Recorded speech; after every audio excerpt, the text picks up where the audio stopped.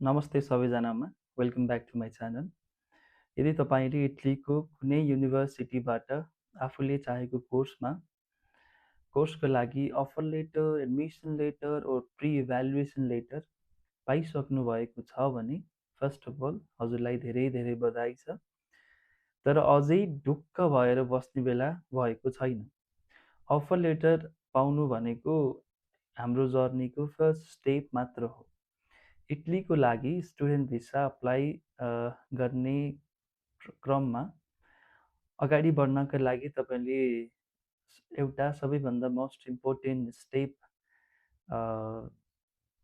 Processed गर्नुपर्ने हुन्छ, जुन चाहिँ तपाईँको प्री इनरोलमेन्ट हो, which we will do through Universitaly है त।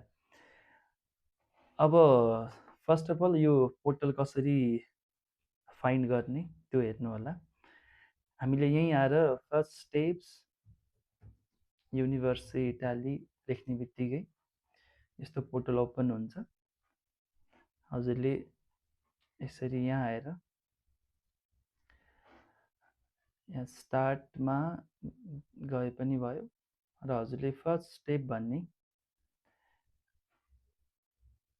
यहाँ भेट्टाउनुहुन्छ, फर्स्ट स्टेप्स इन इटली। यसमा क्लिक गर्दा भयो। त्यसपछि यहाँ लगइनमा जानु होला।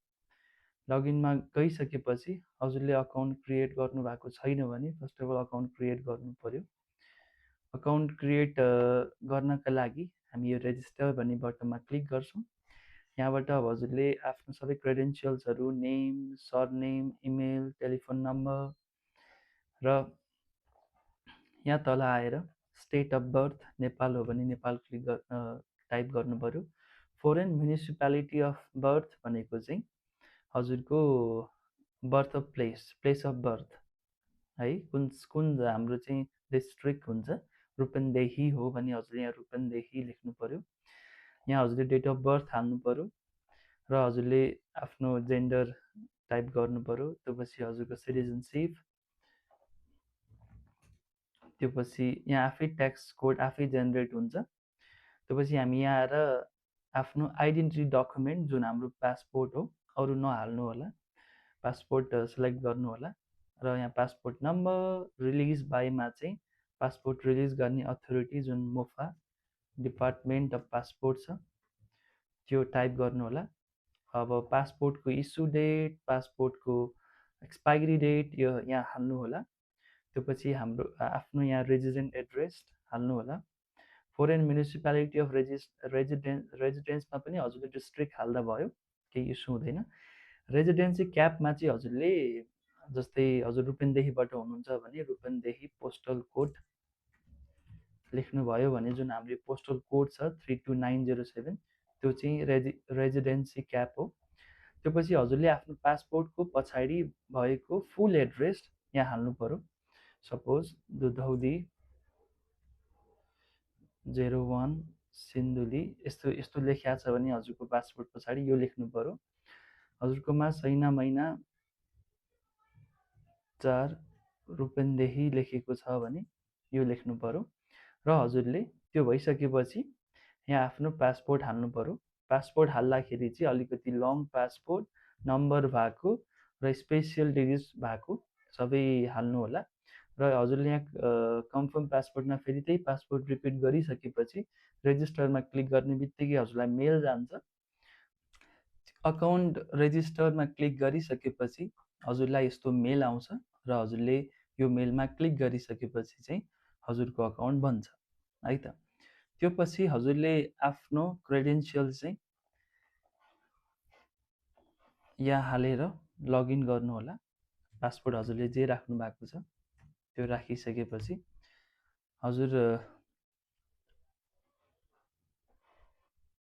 ओके, यो युनिभर्स इटालीमा कहिलेकाहीँ इस्यु आइरहेको हुन्छ।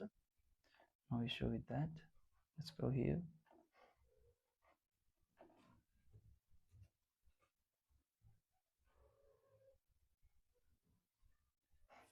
र हजुरले क्रेडेन्सियल हालिसकेपछि यसरी हजुरको अकाउन्ट क्रिएट हुन्छ। त्यो पछि एकचोटि हजुरको पर्सनल डेटामा केही एरर छ भने चेक गर्नु होला।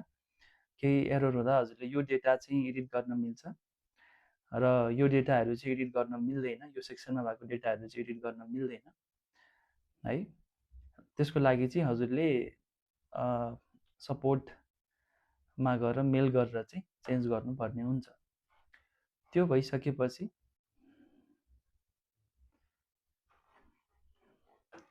हामी यसमा क्लिक गर्छौँ। हामी नन EU सिटिजन छौँ। नन EU भनेको चाहिँ हामी non EU residing in outside EU citizen छौँ र हामीले यहाँ क्लिक गर्नुपर्छ। यहाँ क्लिक गरिसकेपछि यहाँ एउटा ग्रिन ट्याब आउँछ। यसलाई हामीले इङ्ग्लिसमा ट्रान्सलेट गरौँ।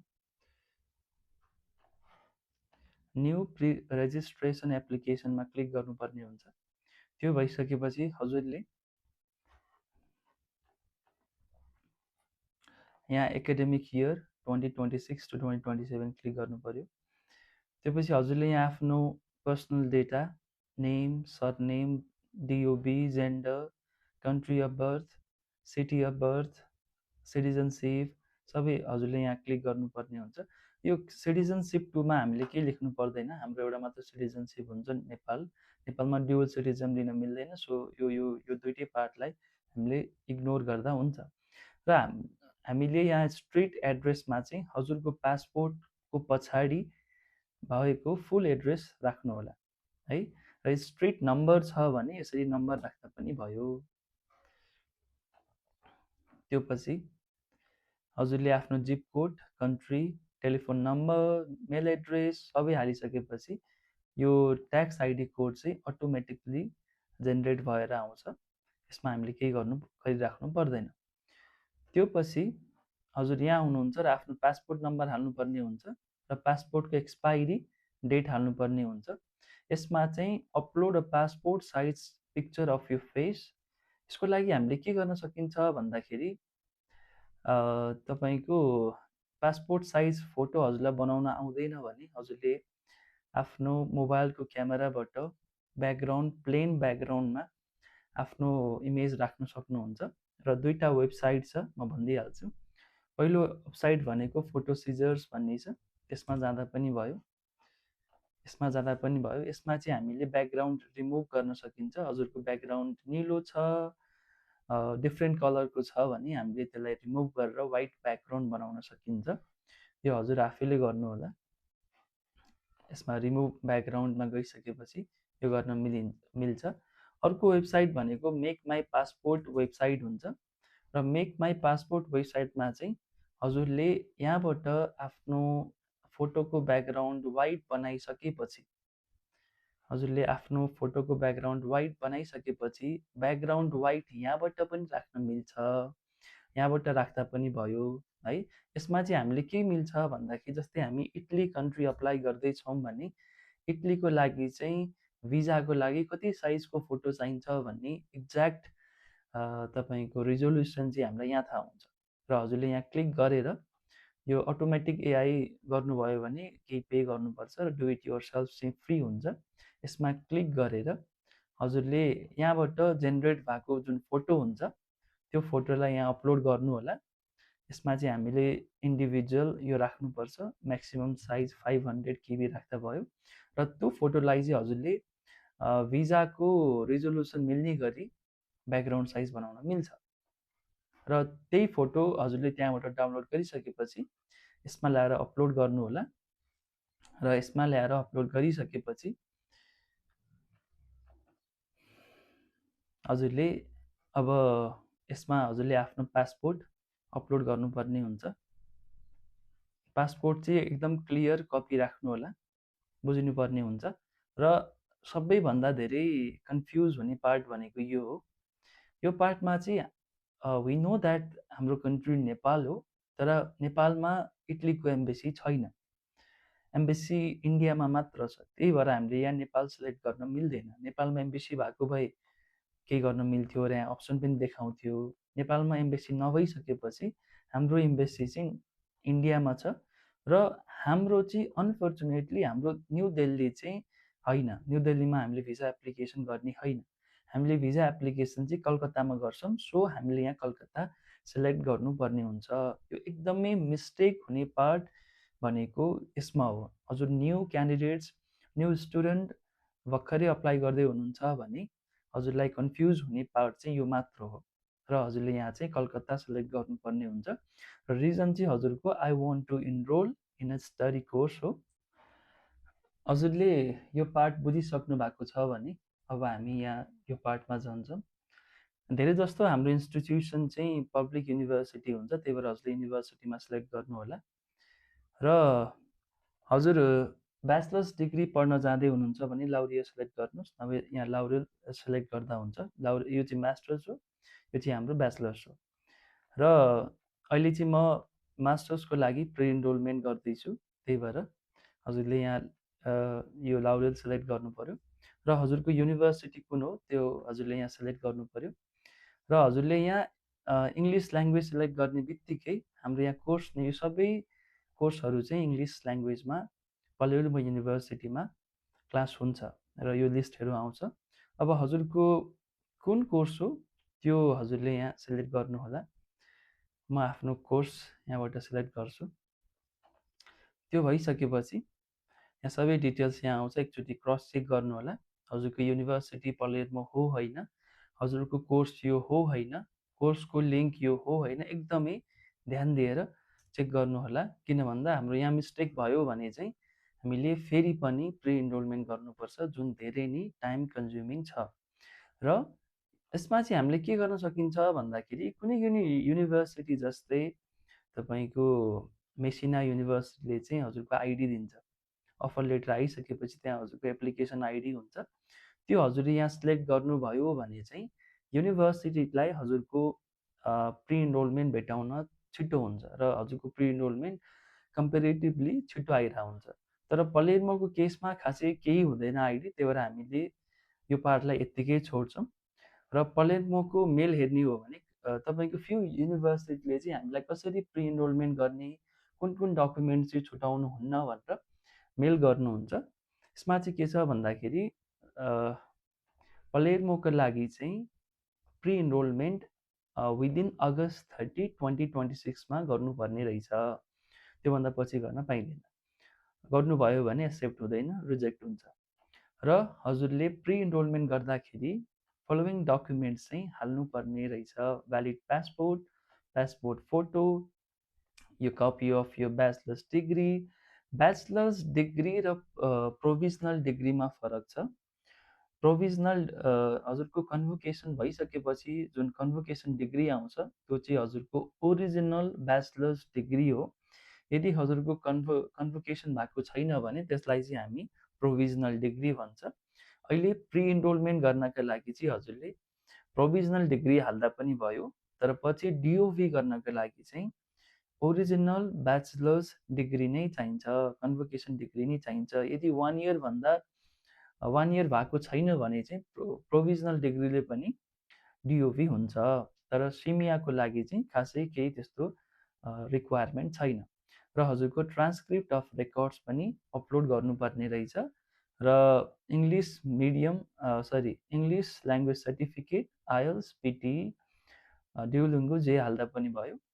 हजुरले एडिसनल्ली अब हजुरलाई त्यो युनिभर्सिटीले आइएल्स, पिटी ड्युलिङ्गो एक्सेप्ट गर्नुहुन्छ हुन्न भन्ने थाहा छैन भने ड्युलिङ्गोको स्कोर पनि हाल्नुहोस् र मिडियम अफ इन्स्ट्रक्सन एमओआई पनि हाल्नुहोस्। र नेक्स्ट वान इज सिबी पनि छुटाउनु भएन। त्यो छ। अब हामी त्यही गर्छौँ। स्टेप सीमा जान्छौँ। अहिले हामी स्टेप सीमा आइसकेको छौँ। स्टेप सीमा चाहिँ हामीले आफ्नो डकुमेन्ट्सहरू अपलोड गर्नुपर्ने हुन्छ। रिमेम्बर द्याट हाम्रो युनिभर्सिटीले के डकुमेन्ट्सहरू भनेको छ, हामीले त्यो डकुमेन्ट चाहिँ कम्पलसरी हाल्नै पर्ने हुन्छ। जस्तै यहाँ पलेरुमा युनिभर्सिटीले अफर लेटर हाल्नु भन्नुभएको छैन भनिसकेपछि हामीले अफर लेटर स्किप गर्दा पनि भयो। तर युनिभर्सिटिज लाइक तपाईँको मेसिनाको लागि चाहिँ हामीले अफर लेटर अट्याच गर्नै पर्छ। त्यही भएर आफ्नो युनिभर्सिटीको रिक्वायरमेन्ट के छ त्यो चाहिँ हजुरले फुलफिल गर्नै पर्ने हुन्छ। यसमा अब हजुरले आफ्नो प्रोभिजनल डिग्री, जस्तै उहाँको अहिले कन्भोकेसन डिग्री आएको छैन, हामीले डिप्लोमामा पनि हाल्दा भयो, इस्यु हुँदैन, केही इस्यु हुँदैन। यसरी आफ्नो प्रोभिजनल डिग्री हाल्नुपर्ने हुन्छ। त्यसै गरी आफ्नो ट्रान्सक्रिप्ट। युनिभर्सिटी इटालीले चाहिँ 10 MB भन्दा माथिको फाइल एक्सेप्ट गर्दैन। त्यो भइसकेपछि हामीले कम्प्रेस्ड फाइल हाल्नुपर्ने हुन्छ।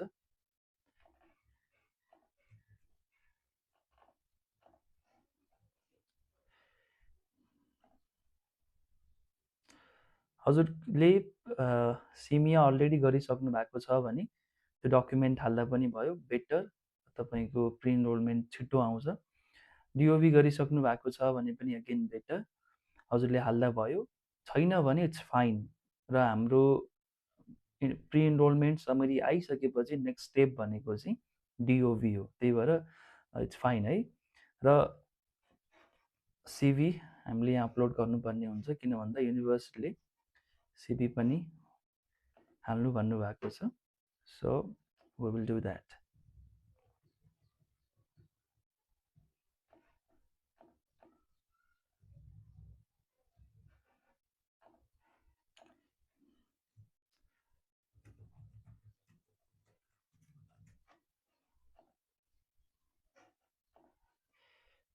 त्यो पछि हजुरसँग अब लेटर अफ रेकमेन्डेसन उहाँले युनिभर्सिटीले भन्नुभएको छैन। तर मेरो पनि आफ्नै रेकमेन्डेसन चाहिँ के छ भन्दाखेरि लेटर अफ रेकमेन्डेसन जहिले पनि हालेको बेटर। हजुरको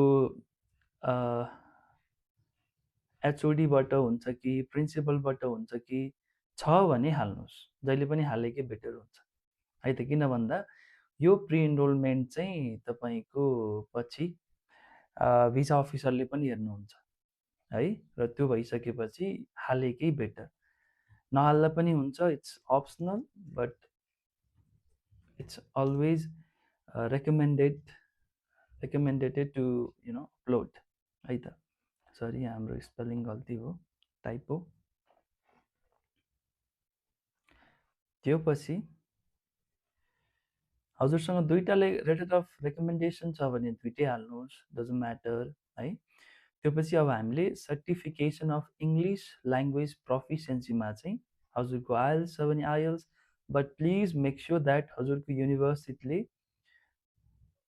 कुन एक्सेप्ट गर्नुहुन्छ, पेटी एक्सेप्ट गर्नुहुन्छ कि आइएल्स एक्सेप्ट गर्नुहुन्छ कि इभन डुओलिङ्गो एक्सेप्ट गर्नुहुन्छ कि or without IELTS PT with MOI apply गर्न मिल्छ कि, त्यो चाहिँ हजुरले मेक स्योर गर्नु होला।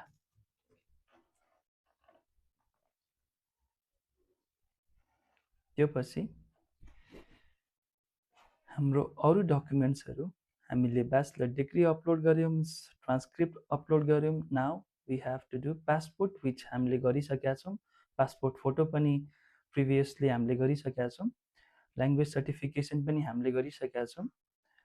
र म यता अदरमा आएर हामीसँग यदि एमओआई छ भने म एमओआई पनि अपलोड गर्छु, छैन भने पनि इट्स बेटर, इट्स फाइन। किन भन्दा हामीले already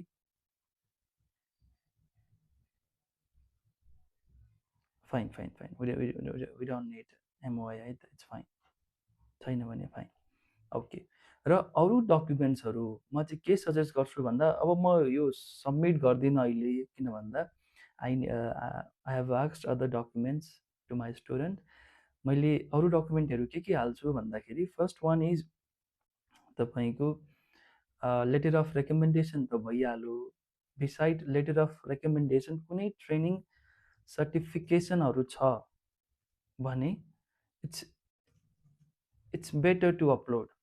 it's always better to upload. हजुरले आफ्नो ब्याचलर्समा कुनै ट्रेनिङहरू, कुनै इन्टर्नसिपहरू, कुनै anything, any training certificate you have, it's better, always better to upload. हालेकै बेटर हुन्छ है। त्यो चाहिँ नछुटाउनु होला। किन भन्दा we are making a strong application here. Visa इटलीको खासै राम्रो छैन, we all know that, so we have to be very careful है। र अर्को डकुमेन्ट चाहिँ हजुरले के हाल्न सक्नुहुन्छ भन्दाखेरि तपाईँको हजुर यति अहिले कुनै कम्पनीमा काम गर्दै हुनुहुन्छ भने वर्क एक्सपिरियन्स लेटर हाल्दा भयो। र यदि हजुरको जस्ट 1 इयर भएको छ भने चाहिँ नहाल्नु होला। त्यो अलि सुहाउँदैन पनि। हजुरसँग इन्टर्नसिप लेटरहरू छ भने द्याट्स फाइन है, हजुरले हालिरहनु पर्दैन। इन्टर्नसिप लेटर छ भने हजुरले यसरी आफ्नो इन्टर्नसिप लेटर हाल्दा भयो। र हजुर जस्ट 2025 मा पास आउट हुनुहुन्छ भने चाहिँ इट डजन्ट रिक्वायर है, हजुरले अब त्यो फोर्सफुल्ली कुनै आफ्नो रिलेटिभबाट वर्क एक्सपिरियन्स लेटर बनाएर हालेको डजन्ट काउन्ट। त्यो म्याटर गर्दैन क्या। विदिन अ इयरमा अलिक सुहाउँदा पनि सुहाउँदैन। त्यही भएर it's better to upload a internship certificate यदि हजुरसँग छ भने। र अर्को के गर्न सकिन्छ भन्दाखेरि तपाईँको वर्क एक्सपिरियन्स लेटर छ र इन्टर्नसिप सर्टिफिकेट छ भने चाहिँ हजुरले जब ग्यारेन्टी लेटर हाल्दा पनि भयो। जब ग्यारेन्टी लेटर भनेको चाहिँ हजुर को चाहिँ मोटिभेसन राम्रो देखिन्छ, हजुरको इन्टेन्ट टु रिटर्न ब्याक राम्रो देखिन्छ है। हजुर भिसा लागेर इटली गइसकेपछि र नेपाल फर्किने रिजन्समा चाहिँ के लेख्दा भयो भन्दाखेरि जब ग्यारेन्टी लिएर मसँग अलरेडी एउटा जब ग्यारेन्टी छ फ्रम दिस कम्पनी। सो अलिकति राम्रो डकुमेन्टेसन देखिन्छ र सबै डकुमेन्ट हालेर हजुरले एकचोटि सबमिट गर्नु होला। र सबमिट हुनुभन्दा अगाडि हजुरले सानो समरी पाउनुहुन्छ, त्यो सबै चेक गरेर मात्र सबमिट गर्नु होला। र that's it for today. Thank you for watching. Have a good day.